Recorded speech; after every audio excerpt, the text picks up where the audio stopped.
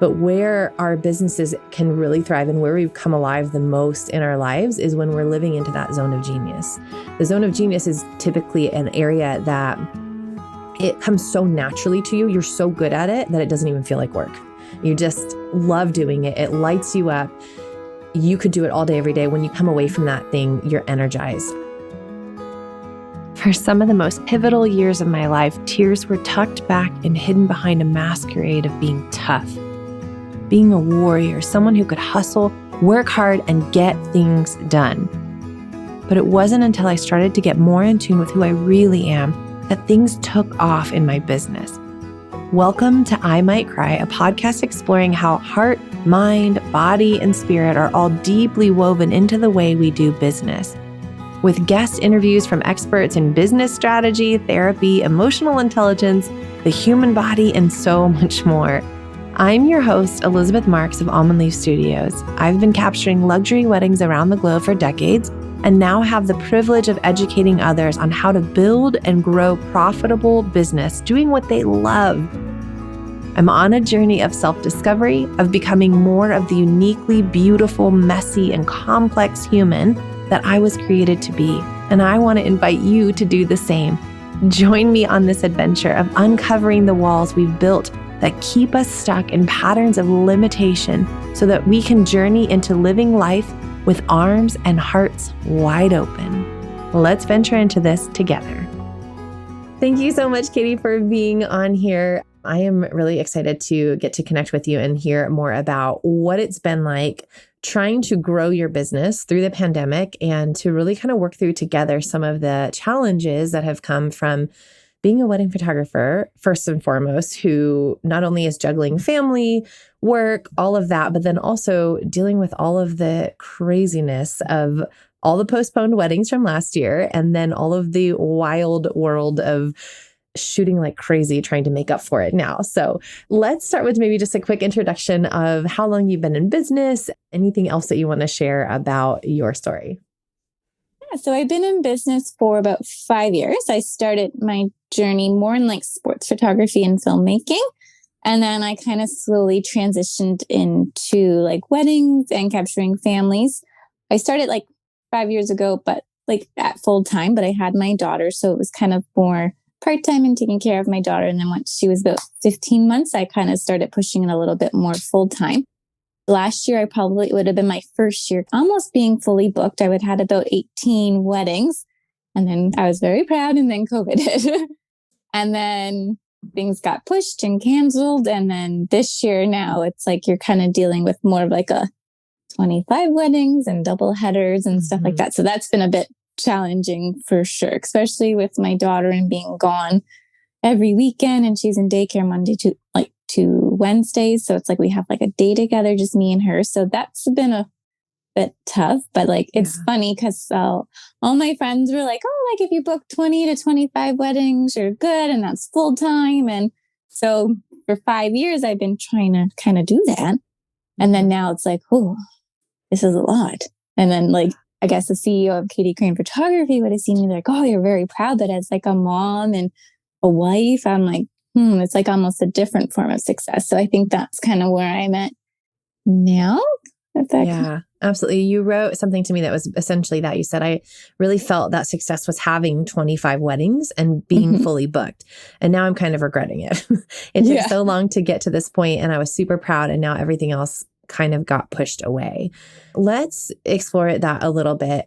I think a huge part of really success as an entrepreneur and as a mom and photographer, like that should be the beauty. Could be, maybe is a better word. I don't like using should when I can help it. Yeah. So it could be the invitation to like really craft and develop the kind of lifestyle that we want. And it took me a lot of years to figure this out. So you were way ahead of me on this. But let's just kind of explore a little bit, like what comes up for you when you think about the kind of relationship, the kind of time that you want to be having with your daughter, Peyton.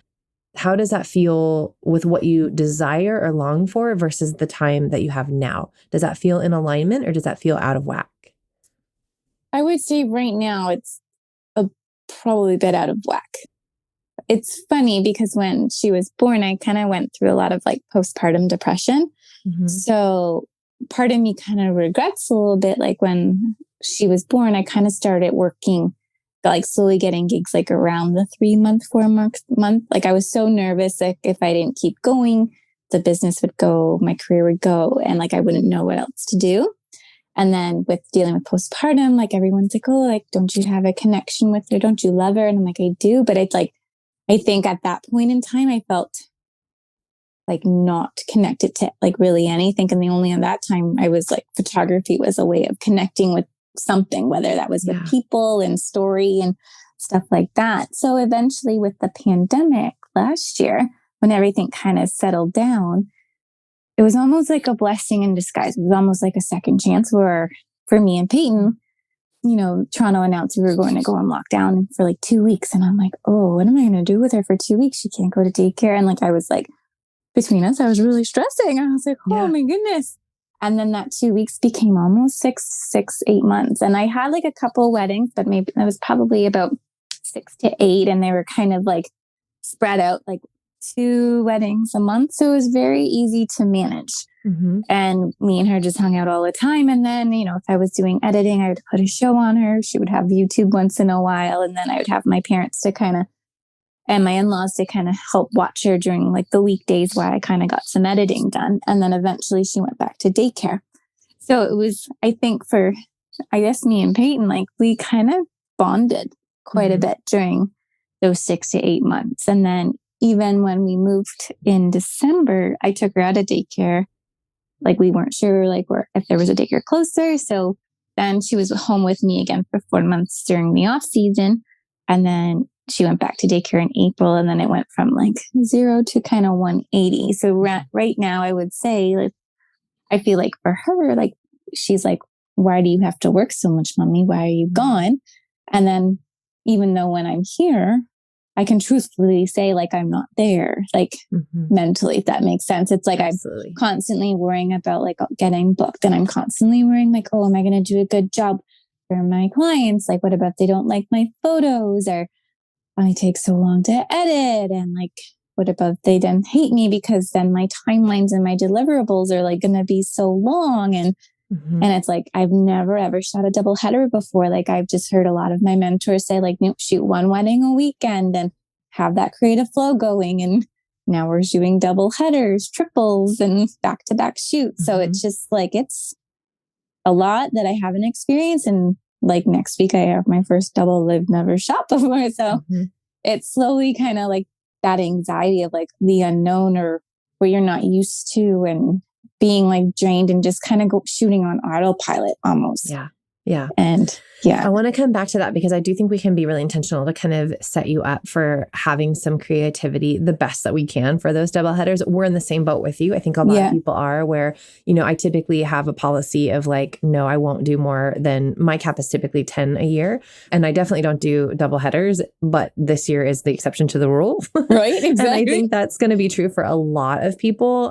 One of the things that we are approaching it with is like just reminding ourselves, like we kind of made a commitment. I don't even think even in this that there's a right or a wrong. I think it's okay to have not chosen what we did, but we are doing what you did and just saying, if we can just make it work this year, we will make it work. But where I think we need to be really cautious is, for us at least, at the end of the year, saying, okay, let's not let this pattern continue into the next year. So setting some boundaries around that and saying, okay, we're going to learn from this. It's going to be a wild ride for the rest of the year. But then after that year, we're going back to some boundaries that feel really good and really peaceful and comfortable for us. So let's come back to kind of setting you up for success on that. But I want to go back to the balance of like being a mom, wanting to have time with your kids, feeling that tension, that pressure of the kids wanting you more of your time and affection. Again, I'm in this with you, you know, like my daughter still sometimes is like, another meeting? I thought you were done. And I'm thinking, honey, I only was gone for an hour. I've only had an hour of work, you know? And so I think in some ways there's a permission and a freedom that we need to give ourselves to recognize that, you know, it's possible that we could give them all the time in the world and that they still would be longing for more because they love us and there's that beautiful connection. So I think what really has been helpful for me is really getting honest with myself about what I really want and giving myself permission to say, you know what? while I love my daughter, there are times that I'm excited to go work, but I also can tell you the exact things in my business that I'm excited to do and the things that I'm dreading doing, the things that feel like I would rather be with my child right now. I'd rather be hanging out. I'd rather go on a hike. I'd rather go do something else. So let's get really specific with some of the things in your business that are really, that you feel like are all on your shoulders and that you feel like are things that you know maybe you could let go of, or maybe you could begin to outsource. Do you have anything that comes to mind even as I'm saying that? What are some things that you're like, don't love doing that? Wish I was with my kid when I'm doing that task. Well, I do love editing, but I have like started to kind of outsource my editing. So I was listening to one of your podcasts a few weeks ago, and you mentioned like outsourcing or things that you kind of would, if you would have kind of known now that you would have done, was I'm going to try outsourcing with editing. I've kind of heard different stories, like colleagues of mine that outsourced and they didn't like it and then they had to redo it. And some colleagues who like love it and they're like, I got some of my life back. So I'm like, I've been always like such like an advocate. I'm like, oh, I have a hard time letting go. But the thing is, if I'm being truthfully honest, I'm so critical of myself. And I think that's probably why it takes so long to edit, because I'm the most indecisive person on the planet. My girlfriends can call an entire wedding in like an hour, 2 hours. It takes me almost like half a day just to call. I just finished calling an engagement session and I started this morning after I dropped Peyton off at daycare. And I keep going back, oh, what about this one? Oh, I don't know. Or like, and then you keep going back and forth rather than just going with your gut. So even something like that, whereas if there's fresh eyes or like no judgment, no bias, and people are looking at it, then maybe they're like, oh, well, he kept that. Maybe he thinks it's a good shot. Whereas like, oh, I might have not have kept it, or vice versa kind of thing, where maybe like I'm delivering too many and then I'm overwhelming my clients. And maybe that's why it's taking me so much longer to edit. It's like I have too many duplicates because I can't make a decision kind of thing. So that's what I'm started. And I submitted my first 2 sessions on Friday. So I'm going to see how that goes. And Great. I did like the test images back and like they came back pretty good. And like, as you mentioned in your, like the podcast and when we were emailing that, like, you're like, it's like a relationship. You slowly have to like develop it and like not just one shot. It's going to be perfect. And like, even for me, like there's not one wedding that's forever perfect for me. Like there's always ways to improve, ways to like see composition, like that kind of thing. So when I got my images back, I was actually very surprised. I'm like, the only thing that's maybe different is like I would have adjusted a little bit of the skin tones, brightened it a bit. But other than that, it was really, really good. Yeah. So how much time do you feel like, do you track your time at all, first of all? No, my husband told me I should probably do that though. Yeah. So I like to use a program called Toggl, Toggl. It's free. It's super easy. You literally can go in and track your time. You can just hit this timer when you start a task, and then you can stop it and you can name it whatever you want. It'll pull up recent. It's really easy to use. And then you can also go back if you're like, ooh, I started editing at 8 a.m. and it's 10 a.m. and I totally forgot. You can just like add it back in. So it's super easy. I would definitely recommend starting to track that. Even if you just say, okay, I'm going to be really diligent about tracking for like 1 month or 2 weeks or something, just to kind of see like how much time it actually takes you to do a task and where your time is actually going in your business. Because when you start to see that, you can begin to make decisions a little more clearly out of data instead of out of that emotional response of like, sitting down to your desk and be like, I don't know what I should be doing. I know that this one feels overwhelming. This thing feels more urgent. This email response feels really urgent. And then we just get in this cycle of like responding to and really running our business out of this like reactivity of like putting out fires. And like, this is the thing that feels the most in flames right now or the most urgent, instead of like, if I put my time into this thing, is actually going to make me more money. And if I put my time into this thing, it's going to make me money in this way, or it's going to move the needle. Or if I put my time into my business in this way over here, maybe I'm going to free up my time and be able to have more time with Peyton, with my daughter, with my family. So I think begin to track that time. It would be like super, super significant. I would also say, let's do this. Can you even just guess, like between culling, editing, all of that, how much time do you typically invest in a wedding? I would say probably about 3 weeks. Okay. 3 weeks of like 40 hours a week, or? I would say like, because Peyton's in daycare like Monday through Friday. I mean, Monday to Wednesday. So it's about 8 hours. But in between then, I'm sending emails and having like meetings. But I would say at least, I would say it's been taking me about 3 weeks, even a little bit longer, to kind of get a full gallery that's like culling, editing, going through my second shooter stuff. Yeah. And then uploading it to Pixieset, organizing Pixieset so it like tells a nice story, and then sending the email over. So let's just say that if we were to be tracking that time of those 3 weeks, that let's say maybe like 50 or 60 of those hours would be like actual editing, culling. Does that feel about right? Yeah, I would say. Okay. Have you ever sat down to figure out what your hourly rate is, like what your time is really worth? No. No, that's okay. A lot of people have it. I know a lot of people are like, what is hourly rate? I don't know. There's some simple math that we can do to help figure that out for you. So you have really specific numbers for you and specific to your time and your business. And we can work through all of that as well, like offline. But I would say just as an average, if you have no idea, usually a good hourly rate starting point is $100 an hour. That's a great place to kind of like begin as a business owner. If you're an employee of the business and you're working for somebody else, that number can look very different. But as the owner of a business, I feel like $100 an hour is a great starting point. So, okay. Let's just do some simple math and go, okay, let's say we're doing 60 hours of culling and editing for that wedding times $100 an hour. You see where I'm going with this? Yeah. That's a lot of money. So for that time, you should be paying yourself $6,000 for that time that you're putting into edit. Now, that doesn't include paying your second shooter, paying your taxes, paying all of the other things, all of the time that's going into emailing them. There's a lot of other things that go on there. So if editing feels super important to you and you really want to have that control, you really, really enjoy doing it, then I would highly recommend doing the math on making sure that it makes sense for your business. So that would probably mean for you starting at like $8,000, $9,000 for a package. Now, I was going to say, what comes up for you with that? Does that feel possible? No. Do you mind me asking where you start right now? Right now, I've increased my like packages to by about 500, but I've been having a lot of like no's lately. So my packages I was hoping to start at like 3,500 for an 8 hours. And that includes like travel, second shooter, engagement shoot.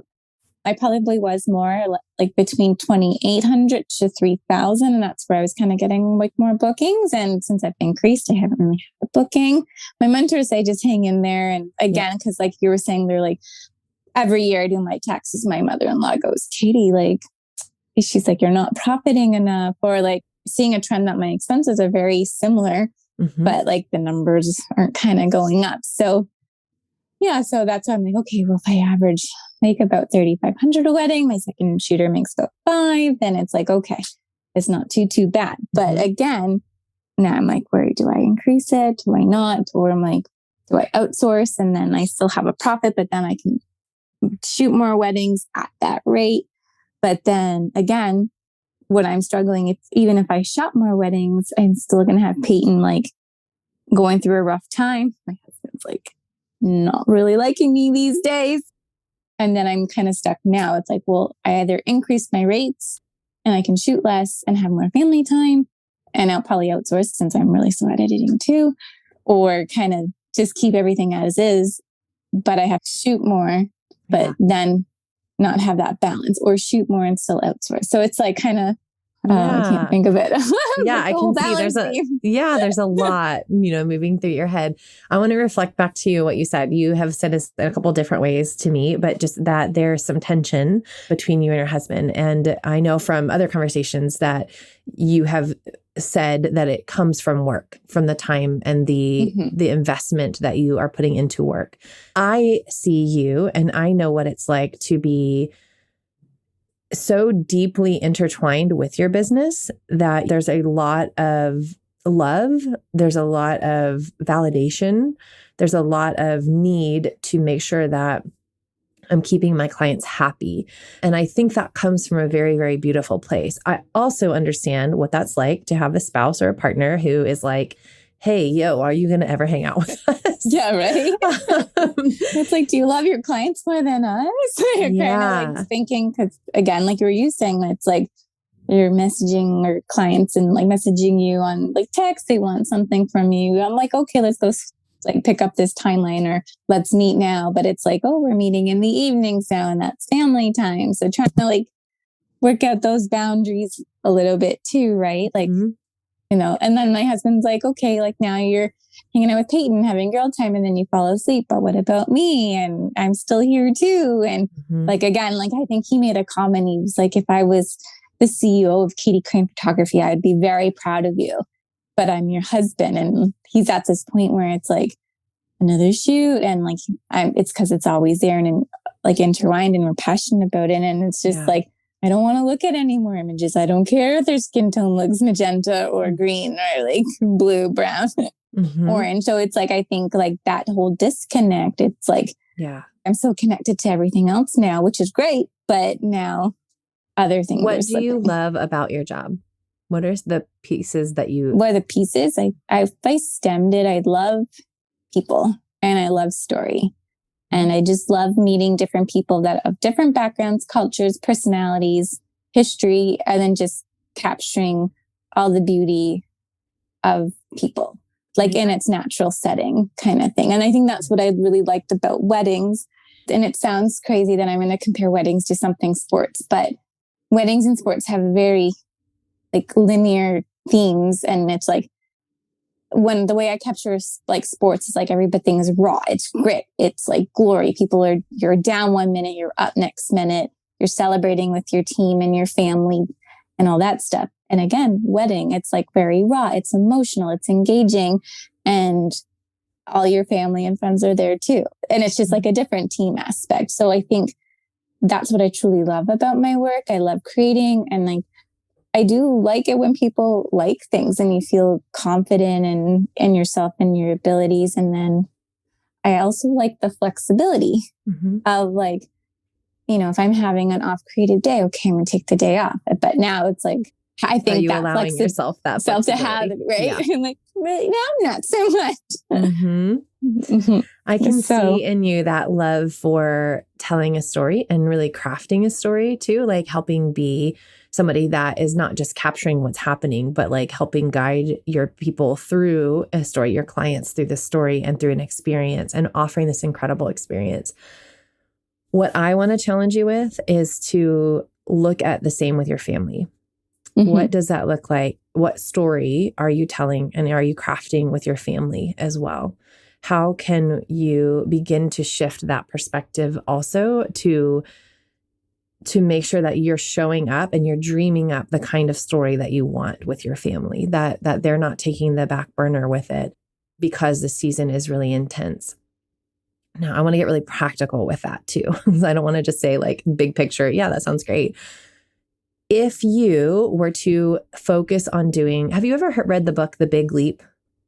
No. Okay, I love it. I'm obsessed with it. We can link it here for anybody listening too. He talks about these different zones that we have. So there's a zone of, I can't even remember the first one. And then there's a zone of competence. And then there's a zone of excellence. And then there's a zone of genius. So a lot of us, I think, we get stuck in the zone of excellence where maybe or even competence. You know, maybe some of the tasks that you're doing right now, you're competent at them. You're good at them. You know how to do them. You might be really good at them. You might be excellent at them. But where our businesses can really thrive and where we come alive the most in our lives is when we're living into that zone of genius. The zone of genius is typically an area that it comes so naturally to you. You're so good at it that it doesn't even feel like work. You just love doing it. It lights you up. You could do it all day, every day. When you come away from that thing, you're energized. I'm guessing for you, that's like connecting with clients, that's shooting. And I'm even imagining for you maybe some of the back end of like how you're crafting the story. Maybe it's like how you're putting it into a blog post or putting an album together. Maybe there's some parts of that are the storytelling parts that you really enjoy. What I would love to see you do is like sit down and spend some time journaling and just write out like the bullet points of what are the tasks that you love doing? What are the things you look forward to? Every time you see that come up on your calendar or you're like, hey, I need to focus on this today. You're like, ooh, yay, I'm excited about that. I can't wait to do it.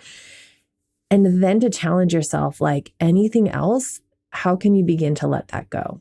How can you begin to really bring support around you to help support you in your vision. I think the biggest challenge as an entrepreneur is moving from that kind of solopreneur stage into allowing people to capture and understand your vision and help support you in that, because you're one person. You're one person who has a lot of clients with a lot of needs, a lot of different needs, a lot of different stages of the process. There's a lot of things going on in life. That you have a husband that wants to spend time with you. Like, how beautiful is that? You know, that he's like, hey, I love you. I want to hang out with you. You have a daughter who's like, I want to hang out with you, Mom. You're fun. You know, you're cool. Like, I need your time and your attention. And you got this beautiful gift of this like little window that you thought was 2 weeks and you were nervous going into it. And then it turned into 6 to 8 months and you somehow made it through that. And I'm hearing a lot of joy. I don't hear resentment in you for that. I think, I'm going to reflect back to you that it seems like that was a really beautiful season. So I want to ask, what is possible for you moving forward? Could you begin to dream up the kind of lifestyle that would give you both, that would allow you to continue to serve your clients, serve them really, really well, and be really present with your husband and your daughter? I think that's possible. I want to know, though, with me just even saying that, like, what comes up for you? How does that feel, kind of trying that on in your mind?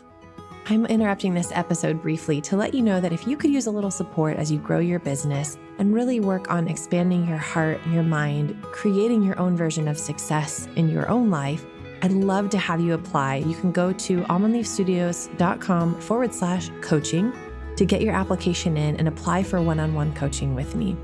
Now, back to the show. I think like the first thought that came to my mind, it's kind of really, and it could be my confidence. I do like have like a little bit of low confidence, like as well in terms of like my abilities or reaching like that clientele. But it would be like, well, I feel like I would have that flexibility in the time, but I would have to take on less weddings. And like, for instance, last year I had maybe about 10 weddings, and then I did a lot of family sessions. And then after like taxes and expenses came out, you know, I might have profited $15,000. So I was like, but that season is probably my favorite season I've ever shot. The people were amazing. The stories were bomb. Everything was so intimate. It wasn't the big show. Like, in all honesty, like after COVID, I don't even know if I could go back to the big show with 200-300 weddings. Like, I love like the small 50 people wedding, and like, you know, mom and dad, by the end of the day, you're giving them a hug, or like, you're just seeing all these beautiful people and what they mean to everybody. And the day is more about the love and just the people there, rather than impressing people that I'm like, oh, I have like these flowers, and I'm not saying like 200-300 people, wedding people are like that, but it's just, I feel like when it's a bigger wedding, there's a little bit more at stake. There's like tighter timelines. So it's just a little bit different. Do you feel like you believe that if you were to take less weddings, they would have to be larger? Sometimes. And then sometimes, no, I guess. I just don't know if people would hire me, I guess. Okay. That's a good place to start. Yeah. So I love tapping. We've already talked some about it. I would challenge you to tap on that and really say, like, we can even just do it quick. You don't even have to repeat after me if you don't want to, whatever you want to do. But I would start with something like, even though I feel like if I take fewer weddings every year to be more present with my daughter and my husband, that nobody's going to hire me. Or I feel like if I raise my rates and take fewer weddings, that I'm going to have to shoot these really big weddings, and I'm not going to like the people that I work with, you know, and really just kind of begin that, just kind of move throughout those different points. I've got, for anybody listening to, I've got a free tapping video on our YouTube that you're welcome to get if you're unfamiliar with tapping. So I would just kind of start with that. And you would just start with like, even though, that's a great place to start, even though, and then just see what comes to mind. Like, allow those like fears, those beliefs that you have that maybe are holding you back from the next step to just come up and just get really honest about it. And then kind of challenge yourself to dare to believe that the other could be possible, you know? So maybe it's like, even though I'm scared that if I raise my rates, this would happen, you can say, but I'm willing to believe it's possible that maybe I could raise my rates and still love the clients I work with, still get to know mom and dad, still feel like I'm in connection and in a close relationship with those people at the end of the day. And so I think a huge part of that will start to shift your entire business, because the more that you can kind of change those subconscious beliefs, the more that you'll start to see the external. So it's really wild that 95% of our beliefs, our actions come from the subconscious, and only 5% are actually conscious. So in order to make change happen, you have to kind of tap into that subconscious. So that's why I love tapping, because it's actually rewiring some of the neurons in your brain. It's actually like forming new, almost like hardwire or softwire, like in your brain. If you're using a computer analogy, like you're actually changing the patterns, changing the structure of your brain, and allowing your subconscious to kind of form different beliefs. So tapping can be a really, really amazing way to do that. And then also just on a really practical note, to sit down and map out like, okay, if I were to shoot 10 weddings a year, 15 weddings a year, however many that you feel like would feel like a good fit. Or maybe I'm hearing you say that you loved the season where you were shooting a lot of families too. Maybe if you're doing families, like sit down and do some math of like, how could I make this work where I could actually make it more profitable, keeping in mind that $100 an hour rate, or you can do the actual math to figure out what your actual hourly rate is. That is based on your family specific needs too, and the costs that you have, all of that included.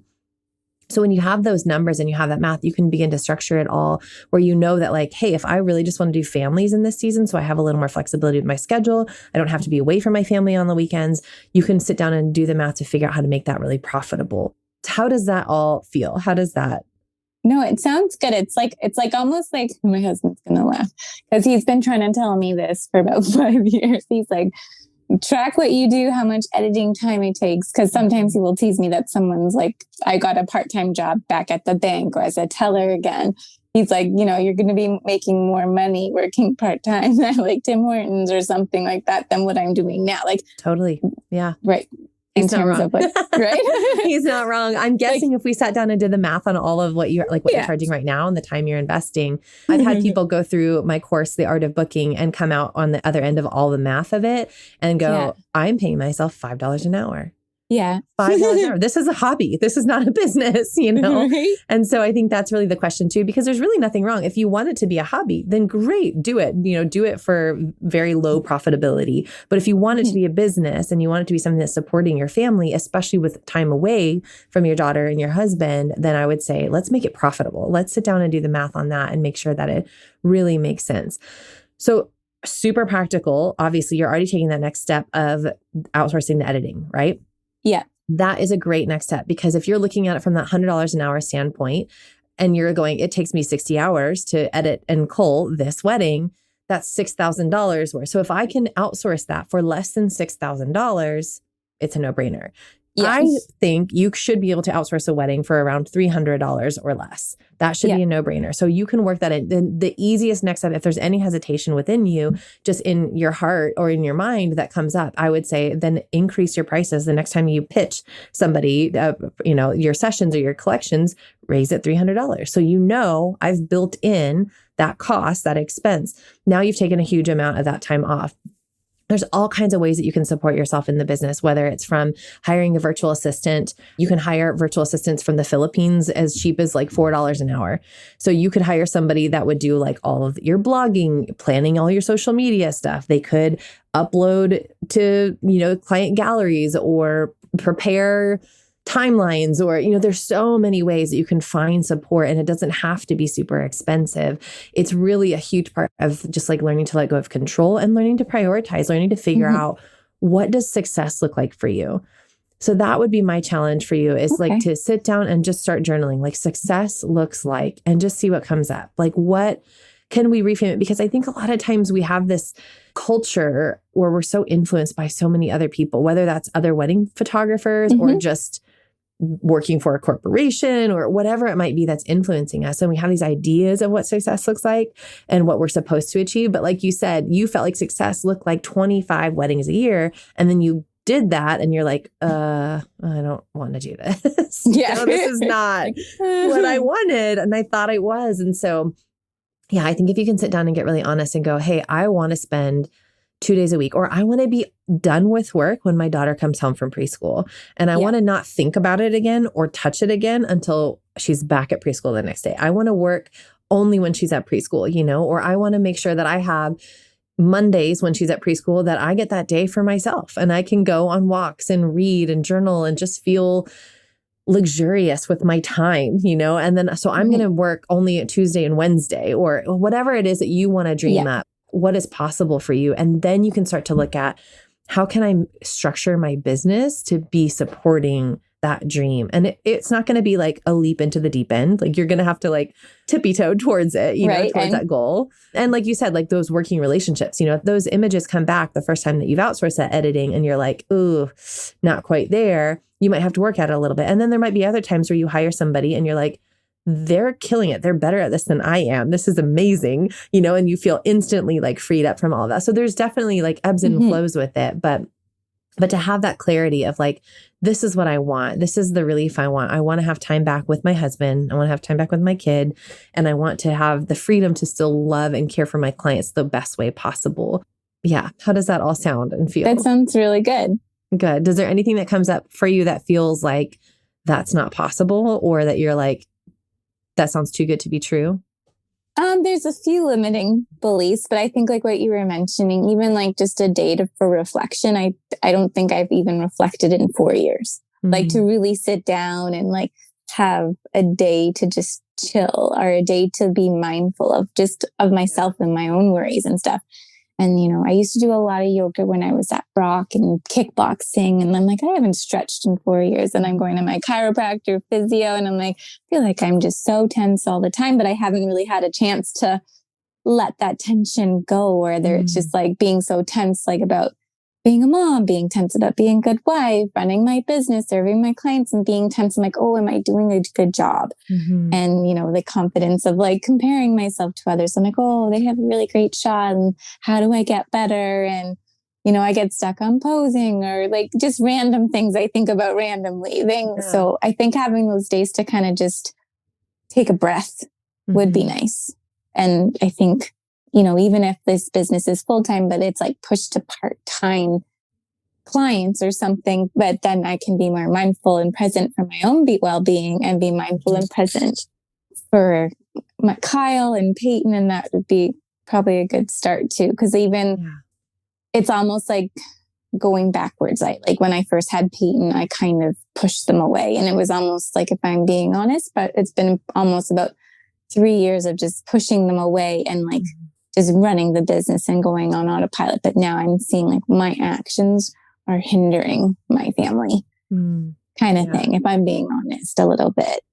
Yeah, I hear in you that desire. Like, I think that you love your kid, like you love your family. I can tell that you love them very deeply. And I know that you want to write a story that is really beautiful, where it's not this current reality right now is not the story that they will remember. And they won't remember that, you're unavailable, that you're working too hard. Like you have all the time and space in the world to change that. And it's very possible. It's very, very, I know it's easy for me to like say sitting over here. It sometimes doesn't feel that way when you're like sitting in it, but it is very possible. And I think it's beautiful that you want to kind of shift that and to begin to transform that. Yeah. Is there anything else that's coming up for you that you want to talk about today? You kind of touch base on things. I think like tracking the time would be very good. Seeing how outsourcing, like taking baby steps, like you were saying, it's not going to happen overnight, but figuring out those numbers, figuring out what, success might look like for me, like just like being very honest and open with my own self and like kind of going from there. Cause even like if I'm not present for them, it's like I'm doing all my tasks. I'm not going to say half-assed, but like if I'm only doing them 50%, I go to shoots, I'm worrying about Peyton and my husband being mad. And then I even told this to my husband. I'm like, I can't do that. And I know like there's my friends who are cops who have personal lives and they go on the line and, they have to let it go. But I'm such a sensitive soul that I cannot let things go. Yeah. So if I feel free, then I shoot free. If I feel like I'm tense and like bounded, then I don't shoot as well. Or like there's something that's bothering me. It just kind of, that energy is just like it's like a cloud in a nice way, Totally. so to speak. Yeah. So that's kind of the only thing.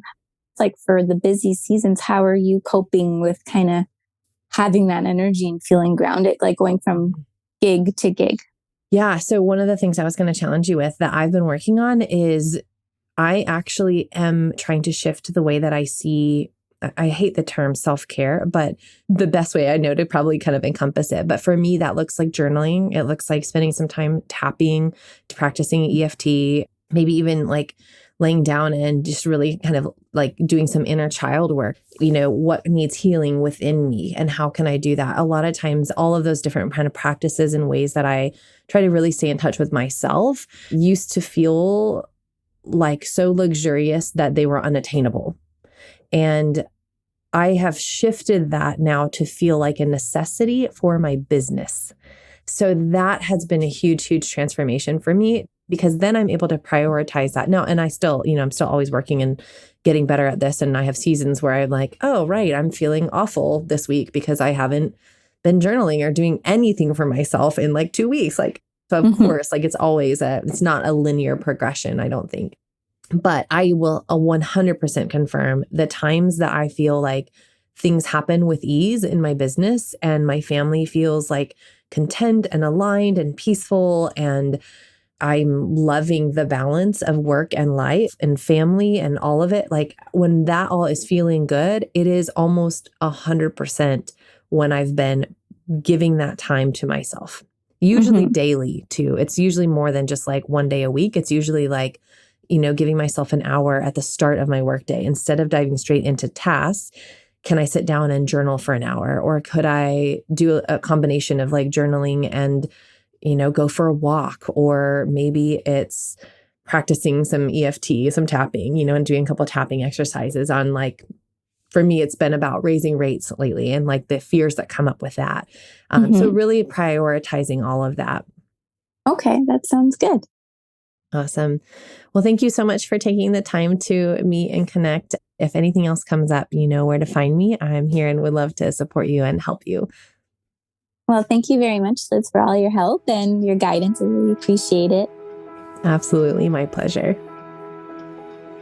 If you enjoyed this podcast today, do us a favor and hit subscribe and then leave us a review. In fact, to celebrate the launch of this podcast, we're doing a giveaway of $100 via Venmo for one lucky reviewer each month for the first 3 months. All you have to do is leave a review and be sure to drop your Instagram handle in the review so we know how to get in touch. If you're looking for more, you can find us at almondleafstudios.com or on Instagram at almondleaf. Remember, you are enough.